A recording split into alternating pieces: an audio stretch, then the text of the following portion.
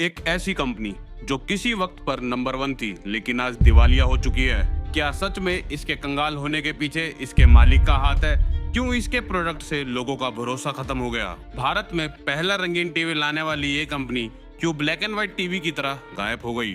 अगर आप भी जानना चाहते हैं इन सवालों के जवाब तो हमारे साथ वीडियो के लास्ट तक बने रहें। दोस्तों, वैसे तो आप समझ ही गए होंगे कि हम किस कंपनी के बारे में बात कर रहे हैं। जी हाँ, सही समझे, हम बात कर रहे हैं भारत में पहली बार कलर टेलीविजन लाने वाली कंपनी वीडियोकॉन के बारे में, जिसके सफर की शुरुआत साल 1989 में हुई थी और इसके संस्थापक थे वेणुगोपाल दूत। हालांकि इससे पहले वेणुगोपाल दूत ने अपने पिता नंदलाल माधवलाल दूत के साथ गन्ना और कपास उद्योग में हाथ आजमाया था और फिर 1955 में नंदलाल ने महाराष्ट्र के औरंगाबाद में अपनी शुगर मिल की शुरुआत की, जिसके लिए यूरोप से मशीन मंगाई गई। लेकिन उस जमाने में ये करना आसान नहीं था। भले ही उन्होंने मिल खोल ली थी, लेकिन आसपास के गांव में बिजली की भारी समस्या थी और इस समस्या को हल करने के लिए कोई उपाय नहीं था।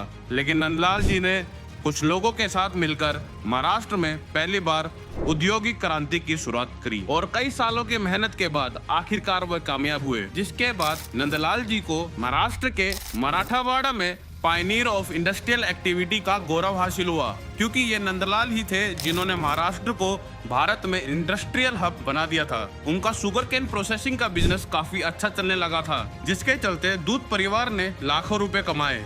लेकिन कुछ साल बाद जब नंदलाल बूढ़े हो गए तो उन्होंने अपने बिजनेस की कमान अपने बेटे वेणुगोपाल के हाथ में सौंप दी। वैसे तो पुराना काम भी काफी अच्छा चल रहा था, लेकिन वेणुगोपाल को कुछ नया करना था, इसलिए उन्होंने आदिगम ट्रेडिंग कंपनी की शुरुआत की, जहां ये पेपर ट्यूब की मैन्युफैक्चरिंग किया करते थे। लेकिन ये जल्दी देश की मार्केट में अपना नाम बनाना चाहते थे, जिसके चलते एक दिन इन्होंने नोटिस किया कि इंडिया में इस वक्त कलर टेलीविजन की डिमांड बहुत तेजी से बढ़ रही है, क्योंकि दूरदर्शन ने अब कलर ब्रॉडकास्ट स्टार्ट कर दिया था। इसी मार्केट चेंज को देखते हुए दूत फैमिली ने अब पिक्चर ट्यूब बनाने का फैसला किया, जिन्हें पहले जमाने के बॉक्स वाले टेलीविजन में इंस्टॉल किया जाता था। अब यह कंपनी पिक्चर ट्यूब तो बना ही रही थी, इसलिए वेणुगोपाल ने सोचा कि क्यों ना अब कलर टीवी का व्यापार में भी हाथ आजमाया जाए। उन्होंने हर साल 1 लाख टीवी बनाने का लक्ष्य के साथ अधिगम ट्रेडिंग कंपनी का नाम बदलकर वीडियोकॉन रख दिया और मार्केट में रंगीन टेलीविजन लॉन्च किया, जिसके बाद वीडियोकॉन भारत में रंगीन टीवी लाने वाली पहली कंपनी बन गई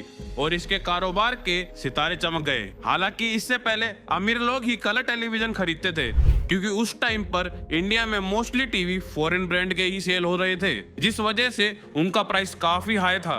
लेकिन वीडियोकॉन के टेलीविजन आने के बाद अब नॉर्मल लोग भी कलर टीवी को अफोर्ड कर सकते थे। देखते ही देखते ये टीवी पूरे इंडिया में हिट हो गया और दूत परिवार ने अपने सिर्फ एक प्रोडक्ट से पूरे कंज्यूमर इलेक्ट्रॉनिक्स मार्केट में धूम मचा दी। लेकिन ये तो सिर्फ शुरुआत थी, क्योंकि कलर टीवी के बाद इन्होंने होम अप्लायंस मार्केट में भी जाने का फैसला किया। पर 1990 के दौरान भारत में इकोनॉमिक लिबरलाइजेशन शुरू हो गया, जिस वजह से मार्केट में फॉरेन ब्रांड्स की एंट्री बढ़ गई, जो हर सेक्टर में काफी एक्सपेंसिव थे।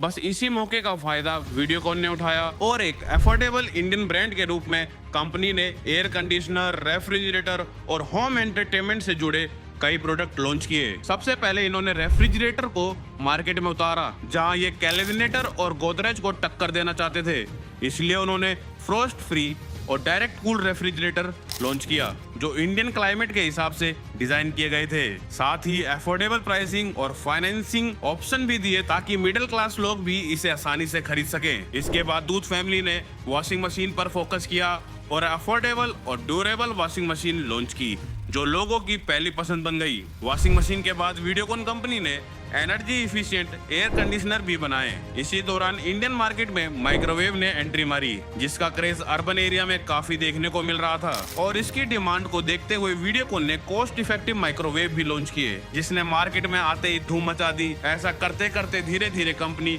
म्यूजिक से लेकर टीवी तक सब कुछ मैन्युफैक्चरिंग कर रही थी और सस्ते होने की वजह से लोग आसानी से खरीद भी रहे थे। इतना ही नहीं, सेल्स को और ज्यादा बढ़ाने के लिए उन्होंने टीवी और वॉशिंग मशीन बायर्स के लिए कॉम्बो डिस्काउंट भी निकाले, जिसके चलते वीडियोकॉन इंडिया में एक वैल्यू फॉर मनी ब्रांड बन गया। लेकिन वेणुगोपाल अब भी सेटिस्फाइड नहीं थे, बल्कि उनके ख्वाब काफी बड़े थे। वे अपने बिजनेस से बाहर जाकर अलग अलग फील्ड में व्यापार करना चाहते थे, लेकिन उनकी यही चाहत आगे चलकर वीडियोकॉन की बर्बादी की वजह बन गई। दरअसल वेणुगोपाल ने और ज्यादा नाम कमाने के चक्कर में पावर एंड एनर्जी सेक्टर में भी एंट्री ले ली। फिर कुछ टाइम बाद इन्होंने ऑयल एंड गैस में भी भारी इन्वेस्टमेंट कर दी। इतना ही नहीं, 2007 से 8 के दौरान इन्होंने देखा कि भारत के टेलीकॉम इंडस्ट्री बहुत तेजी से ग्रो कर रही है और मोबाइल यूजर्स भी लगातार बढ़ते जा रहे हैं। ये देख वेणुगोपाल ने वीडियोकॉन नेटवर्क इंफ्रास्ट्रक्चर के लिए ग्लोबल टेलीकॉम वेंडर्स के साथ टाई अप किया और काफी शहरों में टावर्स लगवाए। इसके अलावा ब्रांडिंग और मार्केटिंग कैंपेन पर भी इन्होंने हैवी इन्वेस्टमेंट की। इतना सब करने के बाद भी वेणुगोपाल नहीं रुके, बल्कि साल 2008 और 9 में इन्होंने अपनी टेलीकॉम सर्विस का ट्रायल लॉन्च किया, जहां पहले कुछ सिटीज में लिमिटेड सर्विस दी गई, लेकिन धीरे धीरे ये हरियाणा, पंजाब, गुजरात और एमपी जैसे स्टेट में अपना कारोबार फैलाते चले गए। इसके अलावा लो ऑफ कॉस्ट प्लान्स और अट्रैक्टिव प्रीपेड ऑफर के चलते इनकी सिम भी फटाफट बिकने लगी। टेलीकॉम सेक्टर में लक आजमाने के बाद वेणुगोपाल ने D2H सर्विस के कारोबार में एंट्री मारी।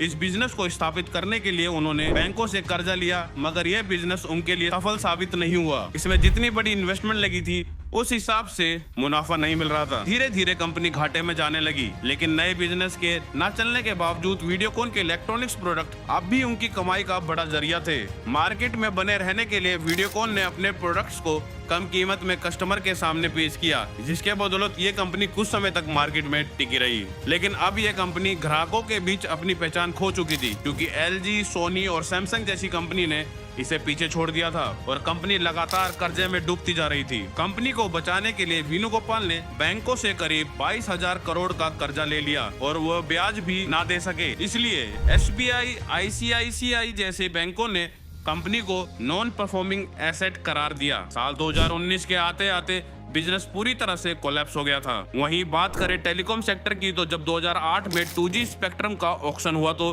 वीडियोकॉन को इस स्पेक्ट्रम का लाइसेंस सस्ते में ही मिल गया। लेकिन बाद में जब CBI ने इंक्वायरी की तो पता चला कि यह बहुत बड़ा स्कैम था। असल में कोई ऑक्शन हुआ ही नहीं था, सिंपली सिर्फ बड़े प्लेयर्स को ही लाइसेंस दिए गए थे। इस स्कैम की वजह से सुप्रीम कोर्ट ने वीडियोकॉन के साथ साथ 121 कंपनीज के लाइसेंस रद्द कर दिए। वहीं शुरुआत में तो वीडियोकॉन D2H ने भी बहुत अच्छा परफॉर्म किया, लेकिन फिर धीरे धीरे टाटा स्काई और डिश टीवी ने अपनी जगह बना ली, क्योंकि इनकी प्राइसिंग और सर्विसेज दोनों ही वीडियोकॉन से काफी अच्छी थी, जिसके चलते D2H के कस्टमर भारी रूप से गिरने लगे और साल 2018 में D2H और डिश टीवी को मर्ज कर दिया गया। इन सब चीजों की वजह से वीडियोकॉन कंपनी अपनी पहचान खोती चली गई और दिवालियापन का शिकार हो गई। इसी बीच ICICI बैंक के CEO चंदा कोचर का मामला सामने आया, जिसमें वीडियोकॉन ग्रुप के निवेशक अरविंद गुप्ता ने चंदा कोचर पर आरोप लगाया कि उन्होंने वीडियोकॉन को 3250 करोड़ का लोन देने के बदले में वेणुगोपाल से अपने पति दीपक कोचर द्वारा संचालित न्यू पावर रिन्यूएबल में 34 करोड़ का निवेश करवाया है। यानी चंदा ने अपने पति की कंपनी के लिए वेणुगोपाल को लाभ पहुंचाया था, जिस वजह से धोखाधड़ी के मामले में साल 2022 में वेणुगोपाल को अरेस्ट किया गया। वहीं दीपक और चंदा को भी रिमांड पर भेजा गया। एक समय पर इलेक्ट्रॉनिक्स कंपनी की दुनिया में धूम मचाने वाली वीडियोकॉन कंपनी आज दिवालिया हो चुकी है, जिसे साल 2021 में वेदांता ग्रुप ने 2962 करोड़ में एक्वायर कर लिया था। दोस्तों, आपके घर में वीडियोकॉन का कौन सा प्रोडक्ट है, कमेंट बॉक्स में जरूर बताएं। वीडियो पसंद आई हो तो वीडियो को लाइक शेयर करें, हमारे चैनल को सब्सक्राइब कर लें। धन्यवाद।